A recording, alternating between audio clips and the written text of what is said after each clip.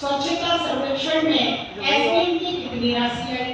कहाँ खर्च हुई। एक बार ये भी तो पूछे कि हम सितंबर स्टार्टिंग में बैठे हैं,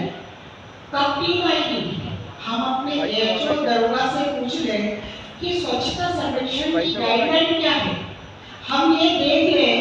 एडीसी एसडीएम से पूछ ले कि स्वच्छता सर्वेक्षण में नगर निगम भोपाल क्या क्या काम कर रहा है। आदमपुर खंती का हम आगे पेपर में पढ़ते हैं, तो यहाँ के जनप्रतिनिधि हमारे एक बार जाकर तो देखे कि आदमपुर खंती में नगर निगम भोपाल क्या काम कर रहा है।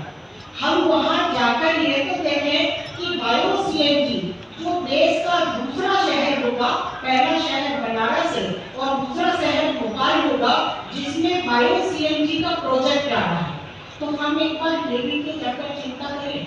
माननीय सभापति महोदय, अच्छा लगेगा, पिछली बार भी अच्छा लगा था कि कई पार्षदों ने स्वच्छता सर्वेक्षण की जो गाइडलाइन आई थी, चाहे वो रात्रिकालीन सफाई कामगारों के साथ उनके सहयोग करने के लिए चाय पिलाने की बात हो,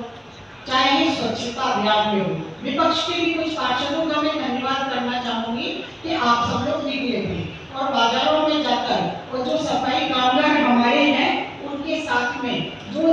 गाइडलाइन के माध्यम से था आपने सहयोग किया, इसके लिए मैं आपका धन्यवाद करती हूँ। लेकिन आज की तारीख में यदि 2024 का रिजल्ट आना है तो कहीं ना कहीं हम सबको एक होना पड़ेगा। हमारी गाइडलाइन को लेकर अभी आपको बताना चाहेंगे सभापति महोदय कि जैसे ही गाइडलाइन आई, जोन स्तर पर जोन के एई, जोन के सब इंजीनियर, जोन के एएचओ और जोन के पार्षद, उन लोगों को बुलाकर वो पूरा प्रेजेंटेशन किया गया आईएसबीटी में ही कि आप देखें कि आपके वार्ड में ये काम होना है और उसका पूरा एक कैलेंडर भी बनाकर दिया गया कि आपको 2 से लेकर 4 अगस्त तक ये कार्यक्रम करना है, उसके बाद ये कार्यक्रम, पूरा 1 महीने का कार्य बनाकर दिया गया। मैं सभापति महोदय आपके माध्यम से पूछना चाहती हूँ कि कई ऐसे हमारे जनप्रतिनिधि हैं उसके लायक नहीं और उन्होंने भी बाद में ये चिंता भी नहीं देखी कि हमें यदि बुलाया गया था प्रेजेंटेशन देखने तो क्या नया था, और यदि कोई गाइडलाइन दी है, कैलेंडर बना है, तो क्या हम एक बार जाकर काम कर सकते हैं या हम देख सकते हैं। सभापति महोदय, स्वच्छता की गाइडलाइन में ही एक एक्टिविटीज करना था, उस एक्टिविटीज के माध्यम से सभी पार्षदों को फोन पर जानकारी दी गई कि आप अपने स्वच्छता कर्मी जो हमारे भाई पार्षद हैं वो स्वच्छता कर्मी बहनों से रक्षा सूत्र बंधवा लें और जो हमारी बहनें पार्षद हैं वो हमारी बहनें सुरक्षा रक्षक जो हमारे सफाई मित्र भाई हैं उनको सुरक्षा कवच बांधे, रक्षा सूत्र बांधे। हमारी कई महिला पार्षद बहनों ने तो बहुत अच्छे से इस कार्यक्रम को किया और हमारे कई ऐसे भाई हैं जिन्होंने बैठकर और हमारे जो सफाई कामगार बहनें हैं उनसे भी रक्षा सूत्र बनवाया। मैं किसी पर आरोप नहीं लगा रही सभापति महोदय, लेकिन मैं ये जानना चाहती हूँ कि हम सब भोपाल के जनप्रतिनिधि हैं और भोपाल के जनप्रतिनिधि यदि कोई कार्यक्रम कर रहा है, नगर निगम भोपाल स्वच्छता की गाइडलाइन के आधार पर यदि कोई कार्यक्रम कर रहा है तो हम सारे जनप्रतिनिधियों का नैतिक दायित्व बनता है कि हमें उसमें सहभागी होना चाहिए, तभी हम आगे विचार कर पाएंगे कि ये भोपाल हमारा भोपाल है। हम जनता के बीच जाते हैं और एक ही बात कहते हैं कि आपके मन में ये जिज्ञासा होना चाहिए कि ये भोपाल हमारा भोपाल है, और जिस दिन हमारा भोपाल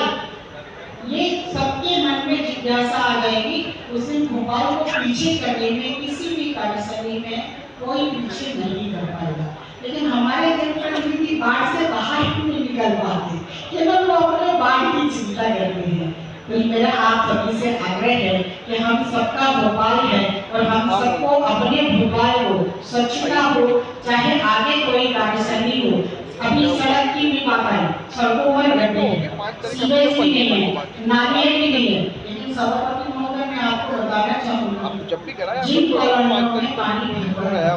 नगर निगम ने अप्रैल से नालों की सफाई शुरू कर दी। अप्रैल में भी नालों की सफाई करी और उसके बाद में जून आखिरी में भी कचरा आने के कारण जून में भी नालों की सफाई हुई। उसी का रिजल्ट है कि जिन क्षेत्रों में पानी का भराव हो जाता था नाले जाम होने से, ऐसी घटनाएं कहीं भी सुनने में नहीं आई।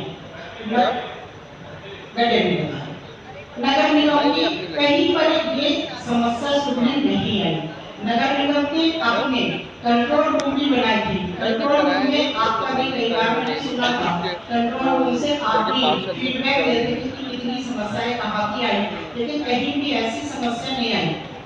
सर्वर वाहिनी का कौन जरूर आया था, आपका के नाले की धंसने के कारण और वो गोया की बिल्डिंग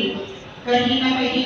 गिरने वाली थी। जैसे ही आपका फोन आया तत्काल अधिकारियों को भेजकर और आपने जाकर वहां पर व्यवस्था बनाई और उस बिल्डिंग को खाली कर दिया। तो ऐसी सारी बातें आई और गड्ढों वाली बात है।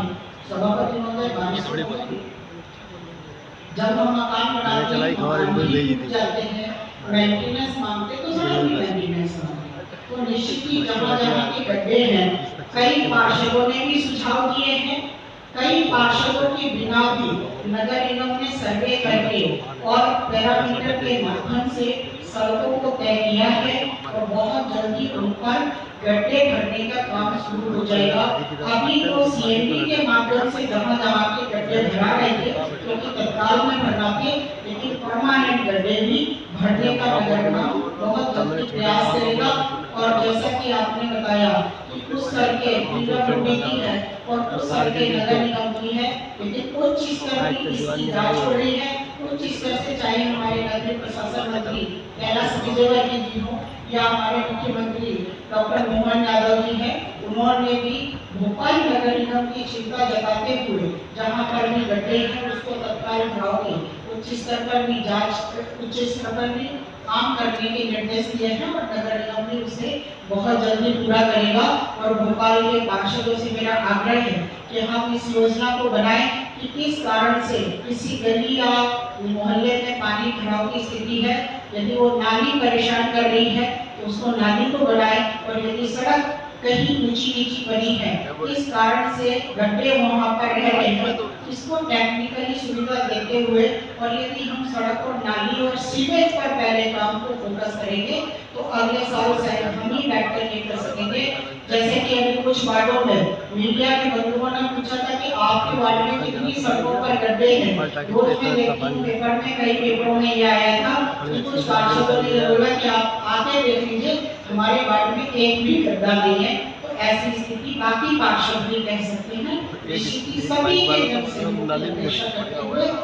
वार्ड को बढ़ाएं।